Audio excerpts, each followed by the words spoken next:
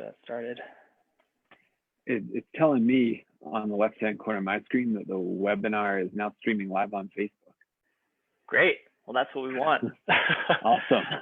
All right. Well, I'm sure people will be pouring in kind of in and out through our conversation, and we'll just keep Great. it as fluid as we'll get, and people can take what they want. I'm also going to save this and then premiere it later tonight. So if anybody Awesome. who's listening to this now is only catching part of it, you're going to have access to this to be able to listen to the whole conversation later and throughout time, because I think this is going to be really helpful.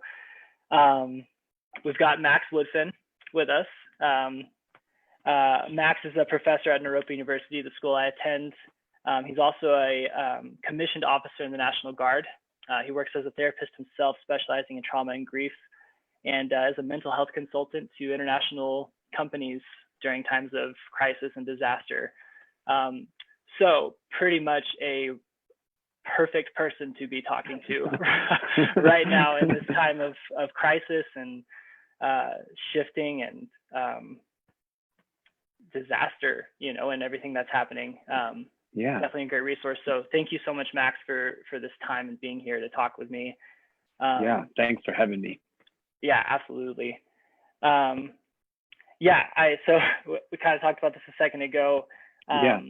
But there's been a lot of myths, or rumors maybe going around Facebook and social media just about different understandings of what the National Guard is and their role in society right now, and like what might be happening with them. And I was curious, before we get more into like the psychology piece and talking about that, if there was any light you could shed on like what is really happening with the National Guard right now. Yeah, and by the way, I think this is a great lead into the psychology of crisis, because certainly just the fact that you've seen along social media lines that people are spreading ideas and information or misinformation or unverified information about what the National Guard may or may not be doing. It speaks to the different ways that people respond to crises. So, one, I'm not a spokesperson for the National Guard. I'm a member of the National Guard, a proud member, but I certainly can't speak to what is or is not happening just because that's not my role. But what I can say is that a lot of the rumors that I've seen, for example, one rumor that came out I saw last week or earlier this week was that the Department of Homeland Security was going to be activating the National Guard. And I kind of laughed to myself because the Department of Homeland Security has absolutely no jurisdiction over the National Guard. So if me, and I know I told a few people that, and me laughing to myself about it, and then seeing or hearing that I laughed to myself gave them some relief of like, oh, okay. What I do think that speaks to is, one, the heightened vigilance that occurs during a crisis. People's survival minds are activated during a crisis. And so we naturally start looking around for where the threat might be. And if the threat is not the obvious threat of COVID-19, then what are the other threats out there? Well, perhaps it's the government, right? And certainly, I'm not going to rule out that governments historically can respond to threats with harsh measures. And we look at our own recent history, major transitions for society, 9/11, people were willing to accept their freedoms being curtailed to some extent with the Patriot Act following that crisis. So it's not out of the ordinary for people to see threats like government action as being real. And there are times in history where governments have responded with very real, harsh, tyrannical measures. So, that's a little different than what the National Guard may be doing right now, right? Setting up hospitals, and in Denver, perhaps in the next week, we might see the National Guard building out rooms for the homeless to sleep, where they're safe from interaction. So, to me, and something you said to me that gave me a lot of peace was that, like, really the National Guard is here as like a resource to provide help and support, more than anything else. When I first joined the National Guard, somebody said to me, you are about to join one of the most important community-based organizations in our nation. And I really took that to heart because, you know, I came from, in my 20s and teens, from an activist background, and the word community-based organization always had a lot of power for me. And so, you know, here I am now in one of the most powerful community-based organizations in our nation. That's awesome. Yeah, definitely. Well, that's great. Yeah, I think that's helpful for a lot of people to hear, just get some clarity on like what really the National Guard is. And it sounds like even with that information, we can avoid some clickbait, you know, propaganda out there. The Homeland Security and National Guard, like that relationship isn't even true.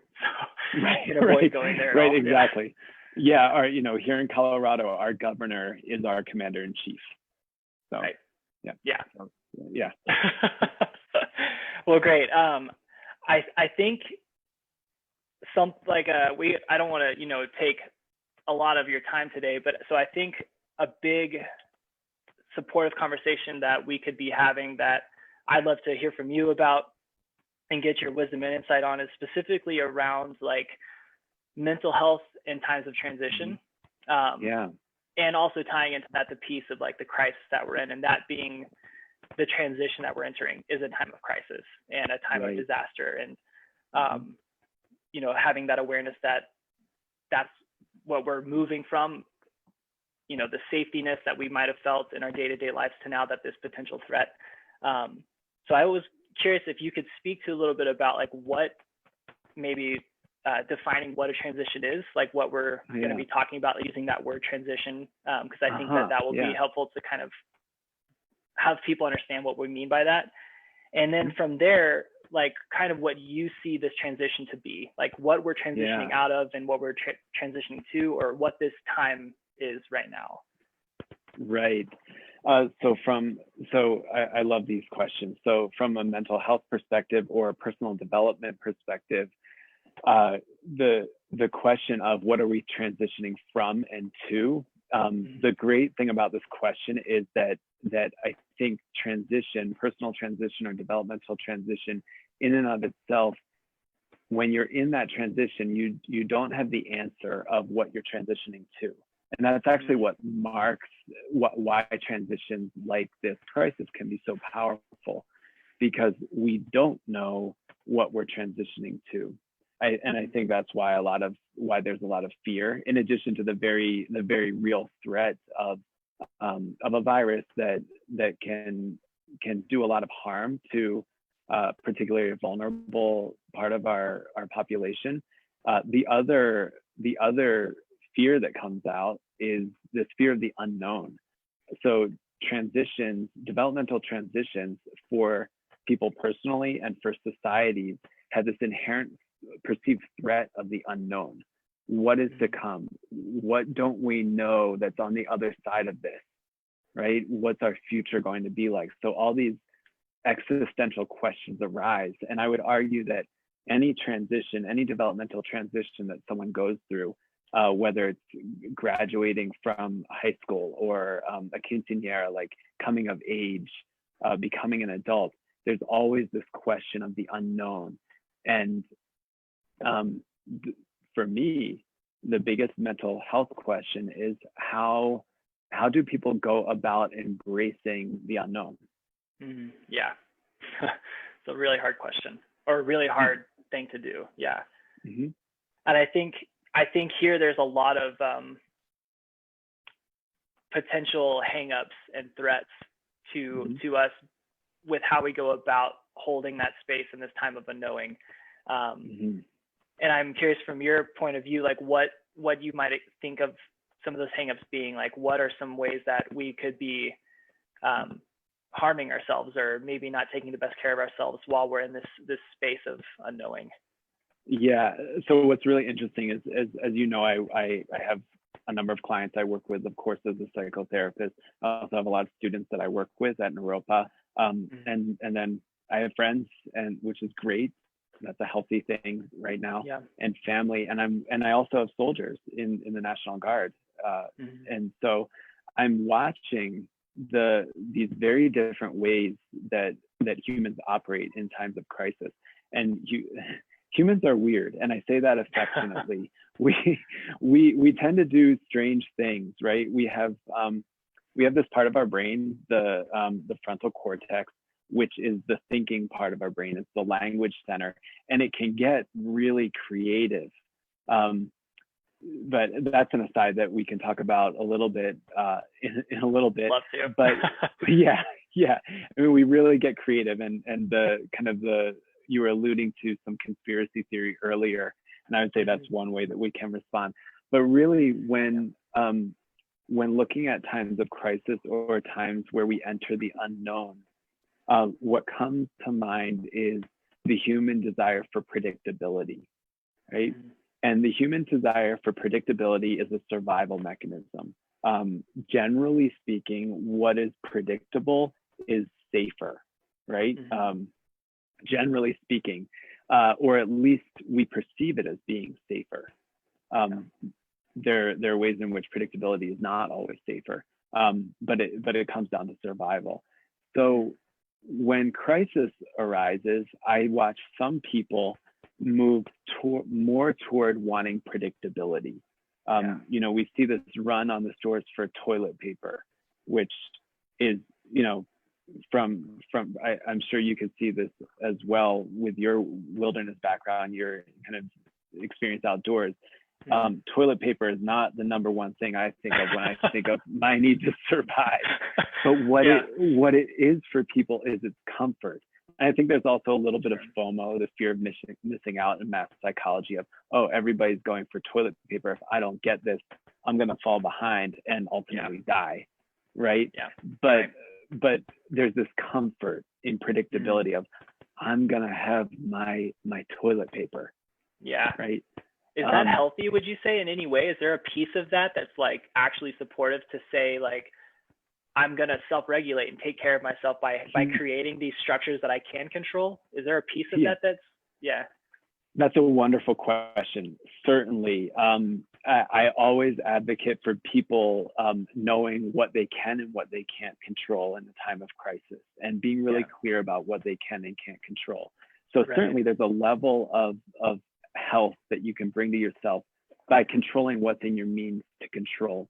However, this can become a caricature of taking care of yourself and stocking up on, buying out the toilet paper to the extent that other people don't have access to it, or buying all the vegetables in the vegetable aisle and letting them rot while others don't have it. There's a way that I think that can be unhealthy for self, because it becomes obsessive. And often when people do prep, you see a lot of preppers who, the more they do prepping, the more anxiety it provokes for them. So there is a way that it can get carried away for the personal. And then there's the collective, right? We're in this massive transition where we are once again learning about what it means to be in a collective effort to help each other, not just the self.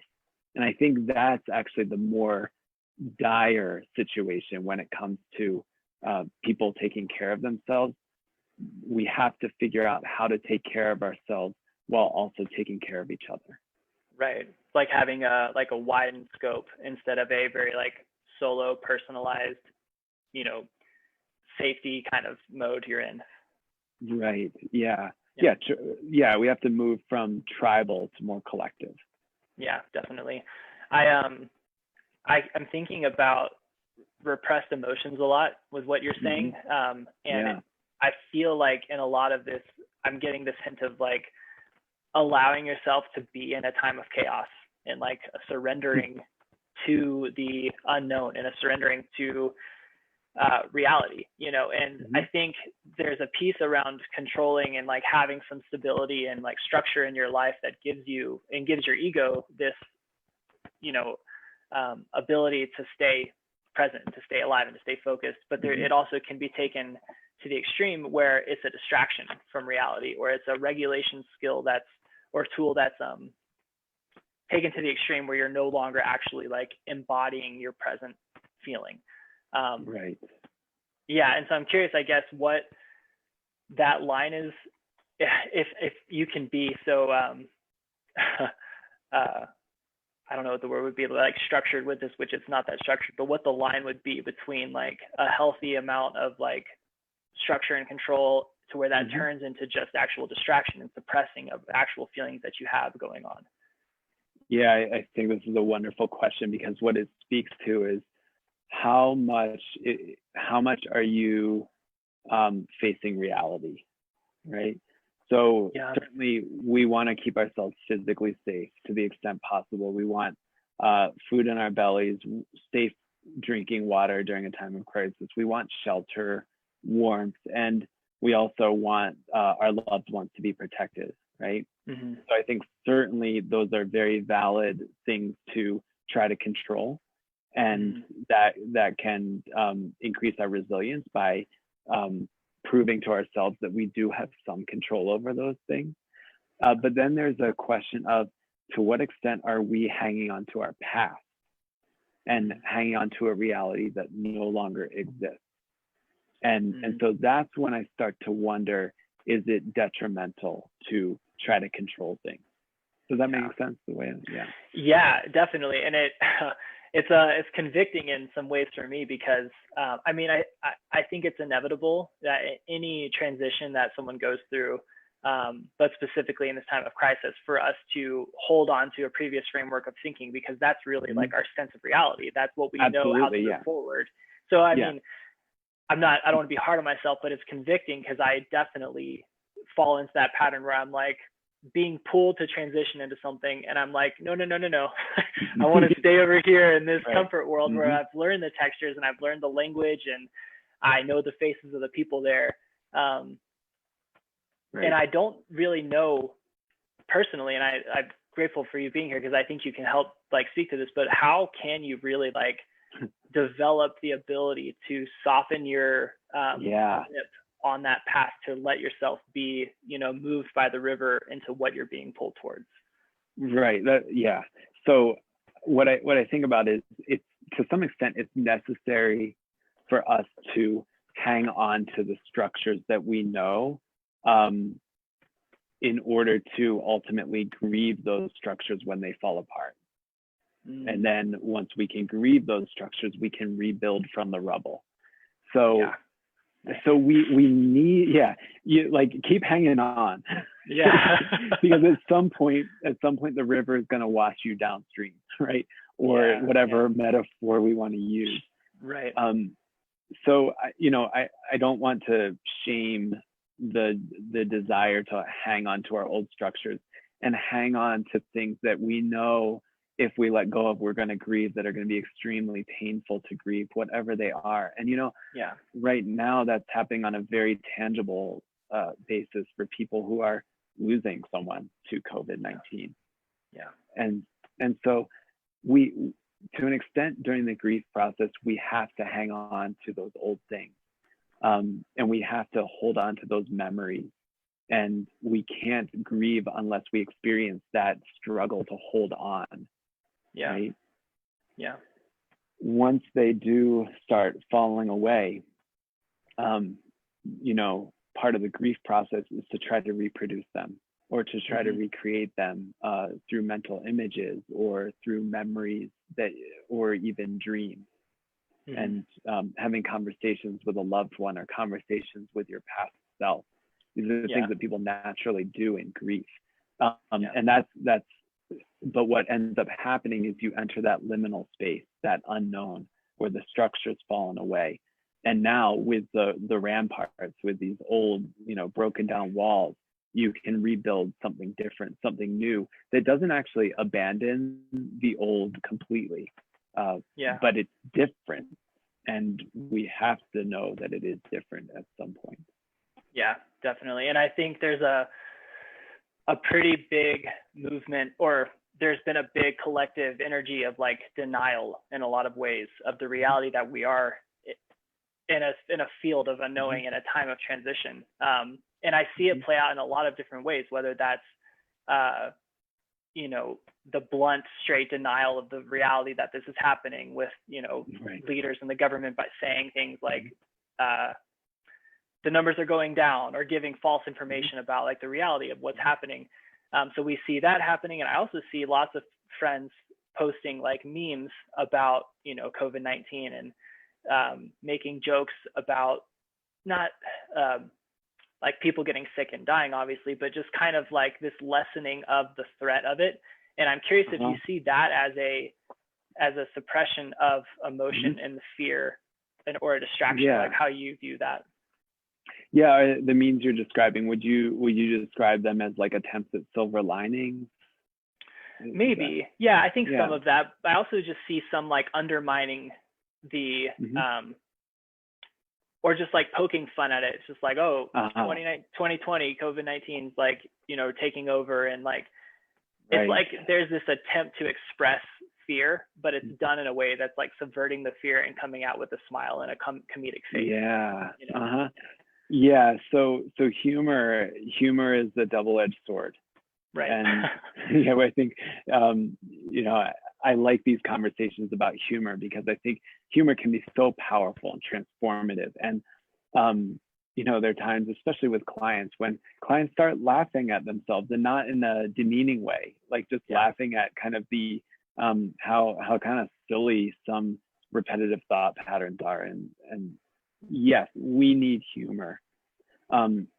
And then the question becomes, is the humor at the expense of something? Is the humor an avoidance? It's okay to temporarily avoid it. It's okay to temporarily blow off steam, or hit the release valve to let off some of the anxiety and stress through humor. That's the role that humor plays in our lives. But then, are we able to reorient and return to the gravity of the situation, so that we can actually help people, help ourselves, and collectively come to a new way of being? And I think that's you know, if ever I see humor and I'm concerned, when I dig deep and look at why I'm upset about the humor, it's probably because of that, because I'm worried that we are not going to come together collectively to solve this problem, or once this problem, so to speak, is over, we're going to rebuild in a healthy way, as opposed to falling apart when it comes time for society to supposedly return to normal. Yeah, this is something that I'm really guilty of myself when it comes to like heavy emotions or things. Last year on our canyons trip, I was like having lots of anxiety and processing a lot of emotions, and a big way that I go about showing and expressing that is with humor, and being like, you know, joyous and jovial and fun, and you know, happy-go-lucky. And it's kind of like the you know, the sad characters in our world who we've lost, who were seen as these like comedic, you know, masters and geniuses. And now I'm starting to recognize that in myself, and starting to see that play out very, very widely, like especially with my generation, with just this, I don't know exactly if it's an attempt to avoid the feeling, or if it's an attempt to connect with people actually. And they want to actually like make people laugh and like say something funny, so that they can like actually be in this together, and that social nervous system come online to regulate, you know, that heightened fear. Yeah. You know, what I'd say about that is, when humor is there, are all the other emotions accessible, right? So is it just humor and then everything else is suppressed, or is it humor and you are also accessing the sadness or the grief? You're also accessing the joy, your ability to run and dance and move your body, or is it just kind of this one tone of humor, and that's the only way we have to cope, right? The way I would start looking at it. Sure. Yeah. And I think it's also good to point out that we're talking about humor, but and you know, being funny and that type of emotion. But I think this also happens with all emotions, whether it's anger. We might be acting out more with our partners right now, and by expressing more anger, we might be I don't really know many more other other good examples.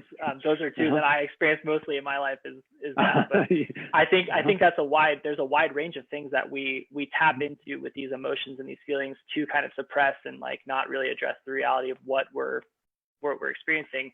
And I think what you said is really important with that is like take a look at your emotion, and is there space for all these other feelings that are actually acceptable in the reality you're experiencing, or is it just this emotion? And then starting to look at that. Right. Yeah. A lot of humans during a crisis or disaster, because the fight or flight response is on board, because we are in survival mode, or at least the premise of survival is with us, our world tend to naturally become a little bit narrower, right? We're starting to, again, like I said before, we're starting to look for the threat, and to do that, we have to really focus. Our vision becomes more focused, quite literally, during a crisis, and because our world becomes narrower in that way, we also tend to, here comes the predictability again. We tend to do what's most predictable for our own emotional response. So some people, their go-to is sarcasm and maybe dry humor. For others, it might be anger.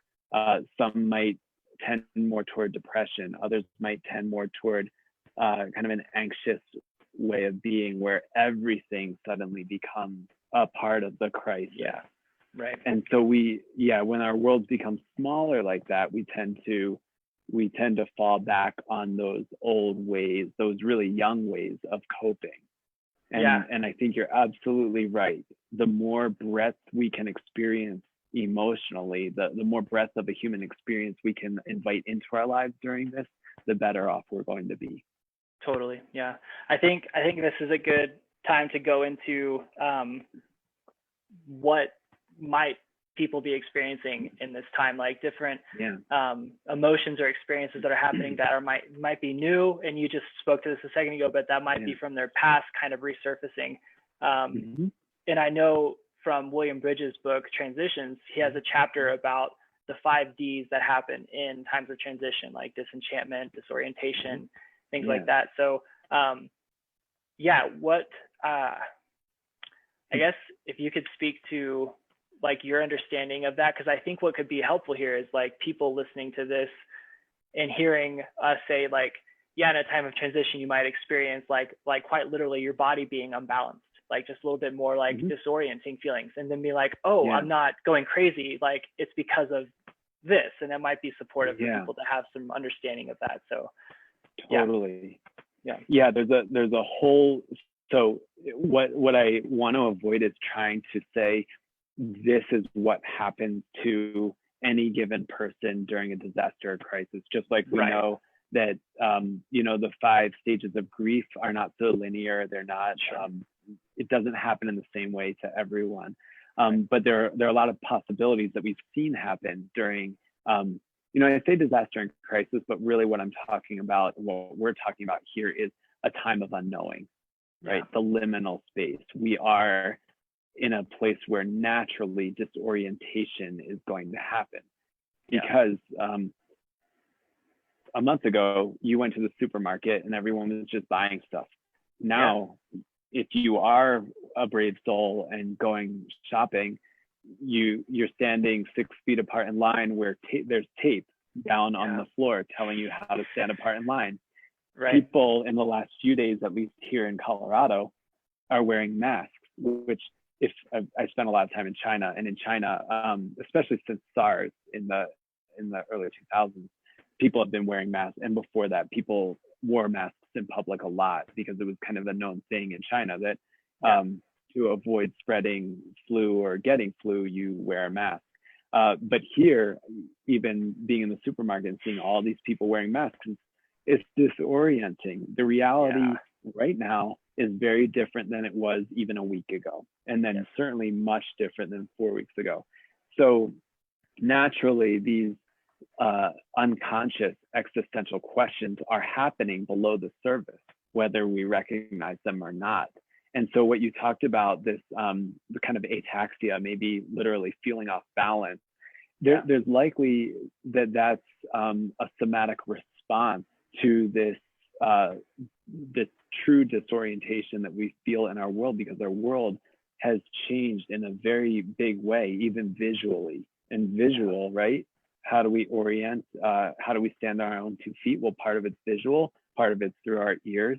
And what we're hearing and seeing is a lot different than it was a week or 2 ago. So yeah, I didn't put that together. Yeah.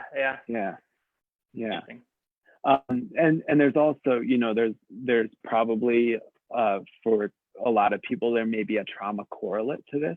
And we know that the trauma affects the body and can affect a lot of our systems, and it can affect our ability to feel balanced in the world.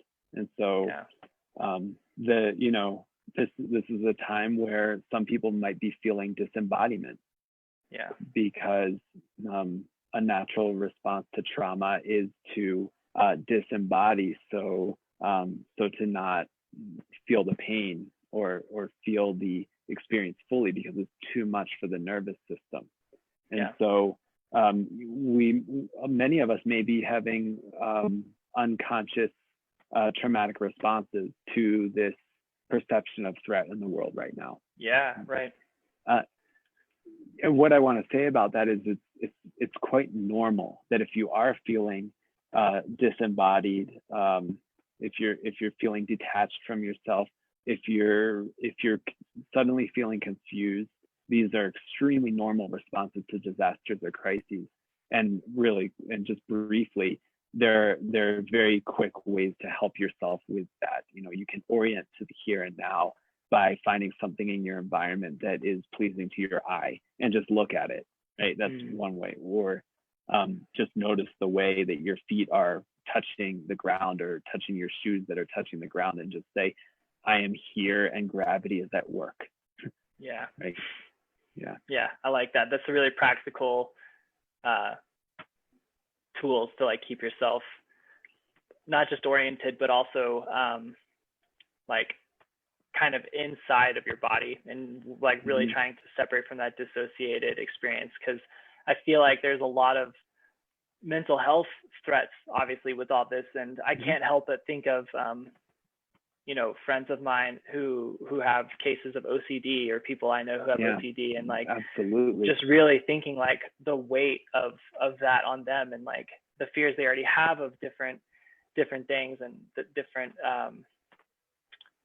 ceremonies that they might go through, and how heightened that might be now for them, and other mental health disorders and stuff. And I really appreciate some practical things like you just offered. It's orienting yourself and reminding yourself, and that's this very real, tangible piece of touching your body and speaking to yourself, I am here, I am in this room, my walls are orange. How crazy that might feel to do for yourself, but how much that really offers you to stay with the experience, to allow yourself to integrate that and then move it where it needs to move.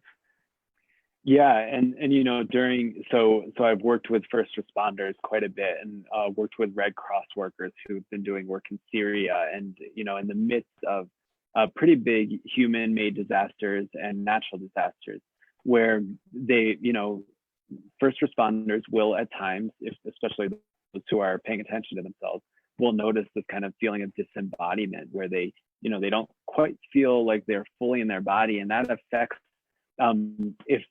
if not for themselves and their own mental health, for their efforts, their efficacy in their job. I want to help them, and you could be the biggest badass, right? And you may experience this kind of disembodiment. And if that's the case, and you want to get back to work in this crisis, do these orienting exercises, even for 5 minutes, could get you back in the game. And so interesting thing about this that I want to talk briefly about is what else can help people get through disaster or crisis. So this isn't for everyone, because some people do need to find the place of rest, find the place of safety and rest it, where they have their water, they have their food, they have their shelter, and they have their loved ones close. For some people, and for a lot of people who are initially the victims of disaster, activating their response, activating the fight or flight in order to help with the crisis, whether it's volunteer work or say an earthquake has just happened. You don't necessarily want to sideline the initial victims if you don't need to triage them for some life threat. There are times where helping, an earthquake victim get involved and dig other people out, for example, can actually help them avoid future post-traumatic stress disorder because they were able to work through their fight or flight response. And here we are in a protracted crisis. And this is where fight or flight gets a little tricky because for some people, like you were saying, the OCD, those symptoms or those rituals that people have tend to become exacerbated, and it's over a long period of time. So in this protracted time, fight or flight is still there. And for some people, it's kind of permanently there.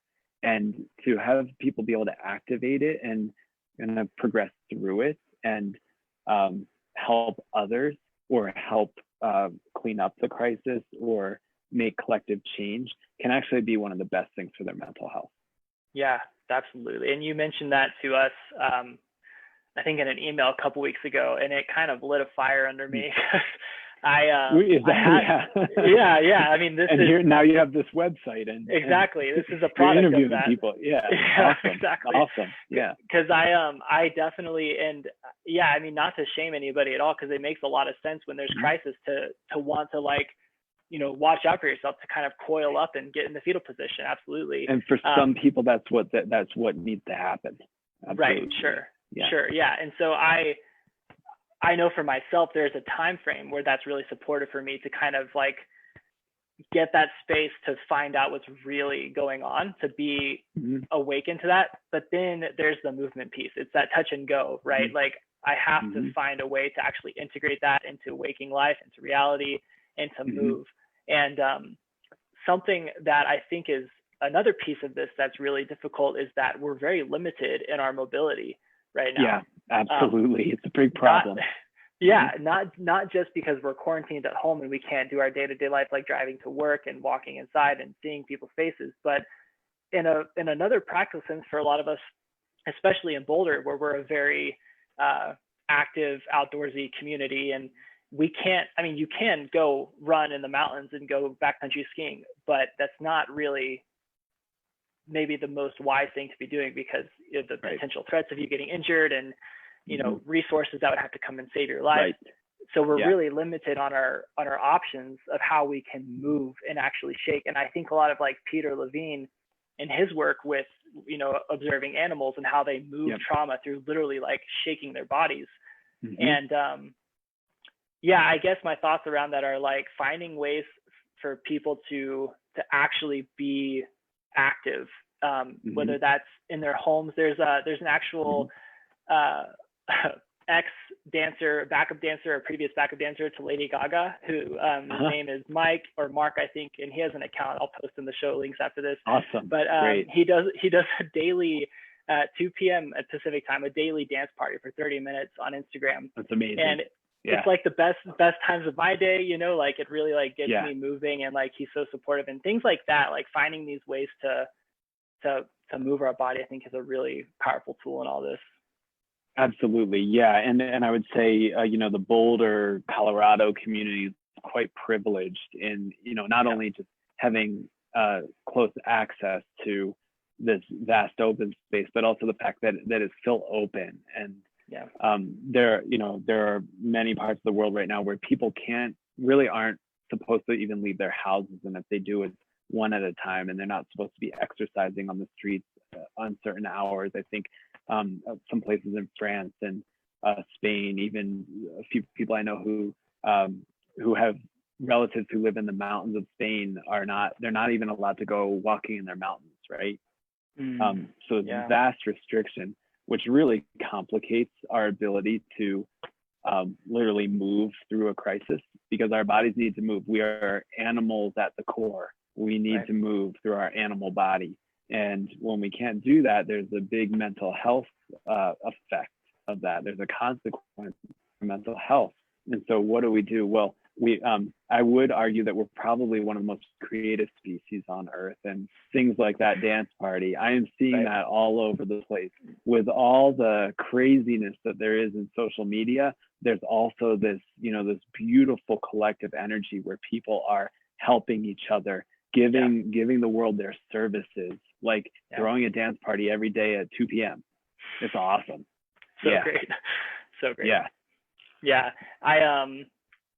I don't want to like belittle, the gravity of anything at all, but I think there's a piece around the natural world and the way that the Earth is, in a sense, healing from this time where we're not driving our cars into the mountains, or factories might not be producing, to the same amount or same extent. And I'm curious what your thoughts around that, if you've like noticed or have thought about, how there might be a cycle here with the Earth actually finding healing and finding, I don't know what you would call it, but have you thought about that, or what are your thoughts about that? Yeah, I've done, and as someone who teaches nature-based therapy and facilitates nature-based therapy, I certainly have my set of values around nature is very strong. And so I am a concerned citizen of the world when it comes to, how the health of our earth and the health of our population among other animal populations. So I've certainly thought about it, and I've friends in Los Angeles who are like, I can look out and see blue sky right now, and it's amazing, right?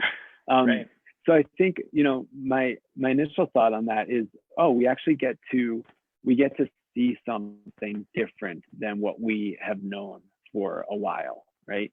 Since the Industrial Revolution, smog has been a thing, right? And now we get this momentary window to see in certain places people are ironically breathing better, right? In this crisis where there's a virus that affects our respiratory system. So people are able to step outside and breathe a little bit better. And I think this might awaken us a little bit to see what's happening. I don't know that I'll comment on the global cycles and nature's ability to renew itself or purge itself of things. I think that's we could go hours there. It would be an exciting few hours, but certainly what I see is the effect on the human consciousness and the way we might start to perceive the natural world, even being kept inside for several weeks. It might be eye-opening for people. Right? Totally. Yeah. And I think too about the potential opportunities here to redefine our relationships with the natural earth, and like recognizing the animalness that we all inherently have within us. And I know that it's still very possible and practical for people to be outside and to find ways to like go on like leisurely walks that are responsible, close to their homes, where you can see a tree and like connect with that and feel the sun, or, feel the rain, or whatever might be happening in their area. And I think that piece, and having that as like one of the main regulation skills and connection pieces outside of their homes, that's an actual tangible thing. I'm really interested and curious to see what's going to happen through all this with people really finding that. And I mean, I'm seeing so many people at parks now, like it's mind boggling how much more time people are spending on grass and under trees. I think that's really powerful. Yeah, I think one of the things I think of is, yes, I've been seeing a lot of people outside, and perhaps people are discovering the mental health value of the natural world, which I think, just being able to be in the natural world helps increase resilience. Just through the natural play that humans experience outside develops resilience, the ability to, get hurt, like run into a tree branch and recover from that is just, that adds to resilience. So what actually concerns me is the way we respond collectively to the crisis. So we need restrictions, right? We need like the good parents out there, our leaders, to say, you actually need to stay 6 feet away from people. And you know what? We've learned recently that wearing masks really helps curtail the spread of this, so that the vulnerable populations aren't going to get as sick as fast, and we have the ability to treat them because we don't want the hospitals overrun. We want enough beds. But then you see another really strong response. And this is what I was talking about earlier in the interview, where you look throughout history, and when there is crisis, there is a response to the crisis. And that response can range from draconian to lackadaisical, to nothing. What I think we really need is good parents, our leaders, right? They need to act like good parents and say, hey, kids, behave. Like, here's what you need to do. Here are your left and right limits. Here are your boundaries. Within those boundaries, have at it. Be safe, be responsible. What I do see, and this is fascinating because I've been really interested in the way social media kind of exaggerates the human responses. And you see all sorts of mayhem on social media, and people speaking to each other in ways that they would never speak face to face, or maybe they would, but then I'd say that they need to get some help, maybe with me or another therapist. But I see people willing to go to really far-reaching measures, like no one should be out on the trails at all. No one should be outside. And I think this is where we tend toward a less practical and a more fear-based response. Right. Certainly some of these areas that I've seen, we need to have more responsibility. People need to be practicing the distancing and wearing masks if they're going to be in close proximity. But closing the earth to humans, I think, is not necessarily the answer. Fortunately, our governor here in Colorado has said he wants people to go outside. He just doesn't want people driving deep into the mountains or going to the mountain towns and bringing harm to them. Right. But certainly, if we restrict the earth from humans, or humans from the earth, I think long term we're going to be giving up a lot of positive mental health effects and actually contributing to something more negative long term.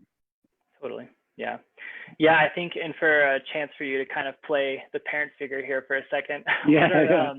I'm curious from you, being someone who's worked in this field for a long time and has kind of given some prescriptive methods for working with anxiety or any sort of wide range of mental health things using the natural world. What are some like basic prescriptive ideas? I mean, I don't want to put you on the spot too much, but some ideas that you'd have for people to spend some time outside that's actually in a considerate and wise way. Yeah, totally. Well, one thing, this is not exactly what you're asking, but it's just a prescription I have. I know I'll probably get some hate mail for this kind of thing, but in any natural area, we try to keep the trails intact and protect areas from social trails and that sort of thing. So I'm not advocating people go and make social trails and start running off trail or that sort of thing. But when we are passing each other and the trail is this narrow, one party should get off the trail. And I'm okay with disrupting the vegetation in the area for the time being, for the sake of protecting people. Right. I think that we can make some sacrifices right now. So I know that's not quite where you were going with the question, but I like that. That's a good insight. Yeah. If I'm going to play the parental role, let's stop the tyrannical prescription to always stay on the trail. And when you're passing someone, do the 6-sport or more birth. And take the space. Take space. Yeah, exactly. So ways people can work with anxiety in the natural world. Anxiety is pretty tough because here it is.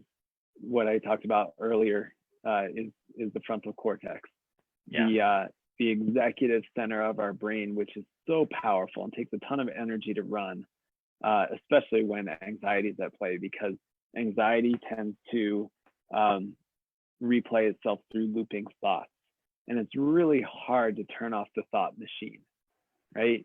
Even I work with a lot of people outside, and we can go, I might do a 2-hour intensive session.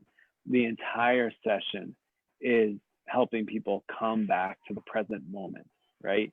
They're constantly getting in these loops. I mean, I'm sure you can relate. I can relate, right? Yeah, for sure. It's what this does to try to solve problems. And sometimes it's an overdrive and it's not going to solve the problem the way it's an overdrive.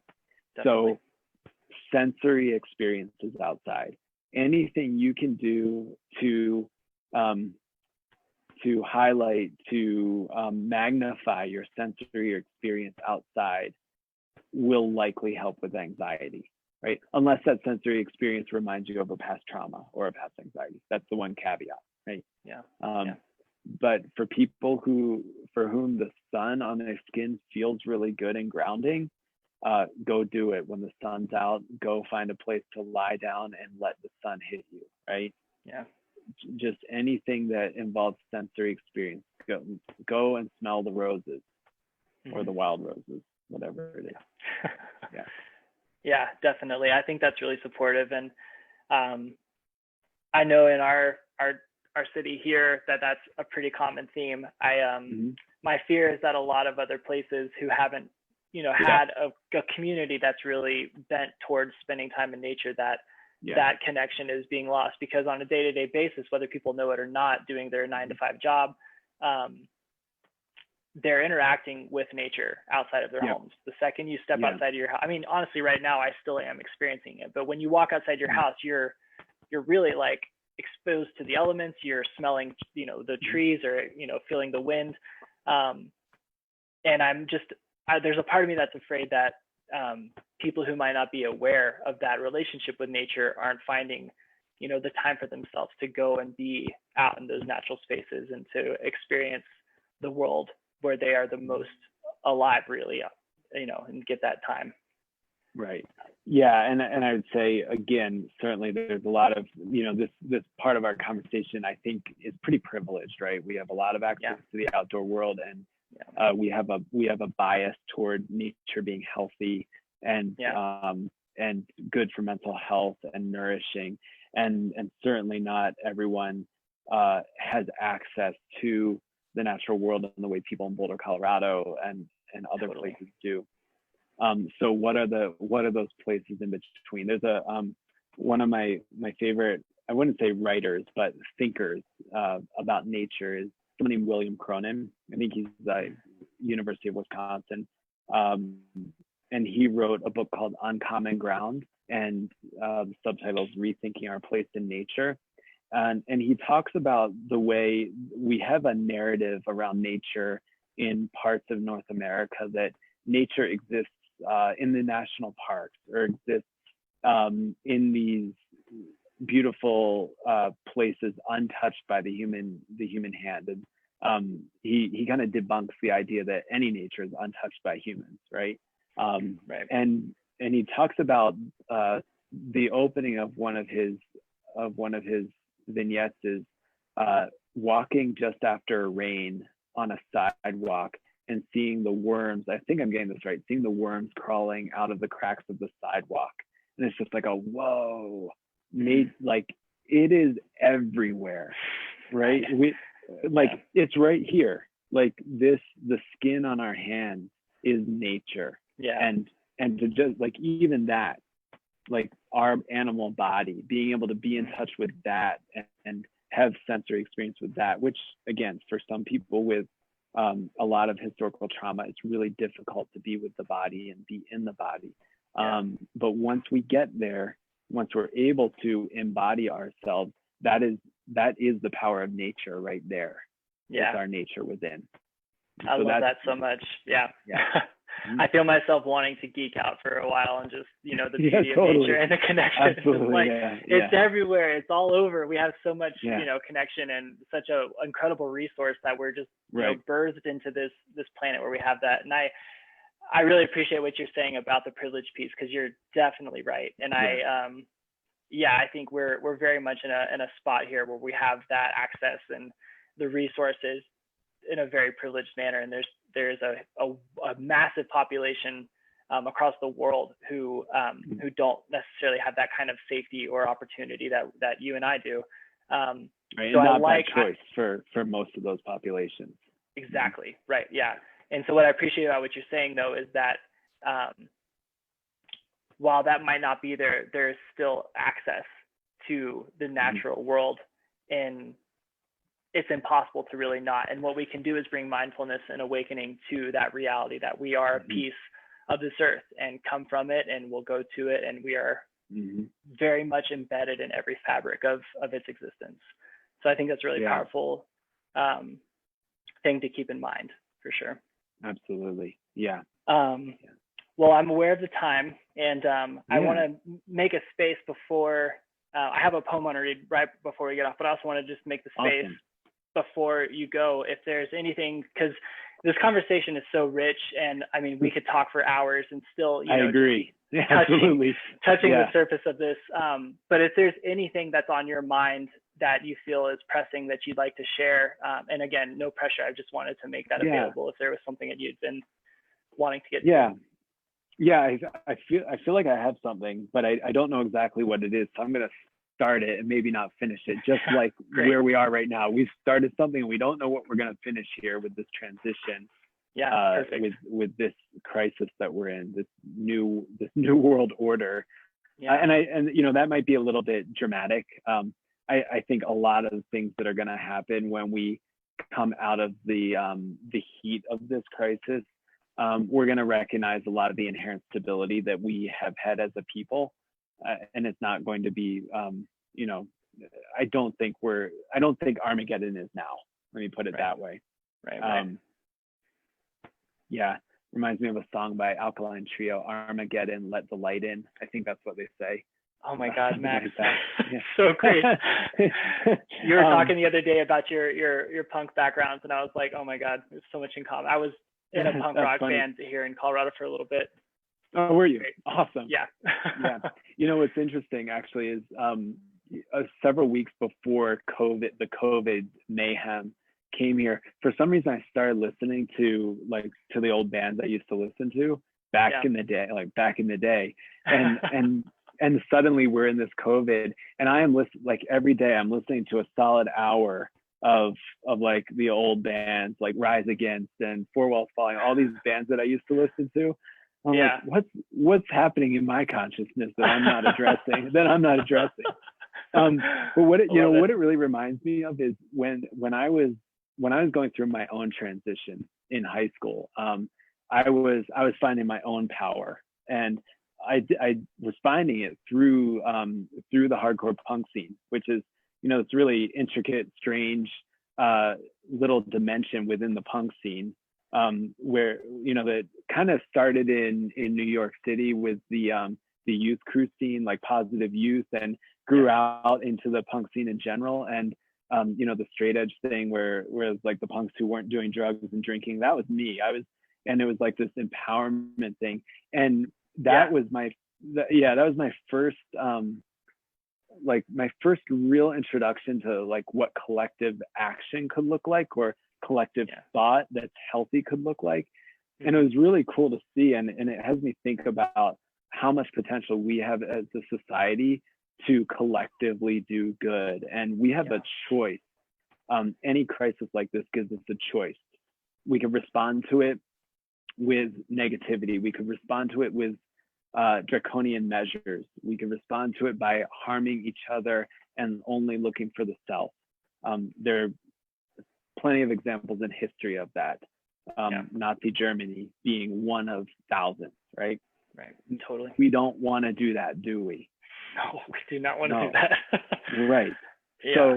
So how can we collectively be the best that we can be in this vast unknown, and not start to become tribal, and not start to look to others to blame, right? This is my crisis.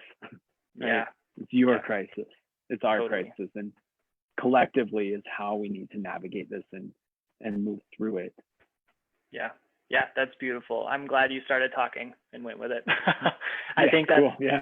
That's something that I've been thinking a little bit about too, is like how much opportunity is really here, you know, and kind of trying to reframe and restructure my bias towards the pandemic and what's going on, and starting to see this, and yes, understanding and not dismissing the gravity and the pain and the grief that definitely needs to be felt and processed here, but also seeing the other side of that, where the opportunity is here for our connection to the earth to renew, for our community to be relying on each other more, for things like this to be happening, for the virtual connections, the people talking, and the support systems through this person doing the dancing every day. Like that to me, like, and I even like starting tears in my eyes. It's like that's the beauty of what I'm after is seeing the earth and seeing people really like come together through these times. I was actually in Harvey on a sailboat when Hurricane Harvey came through in Houston 2 years ago or 3 years ago at this point. And I was just like, brought to my knees of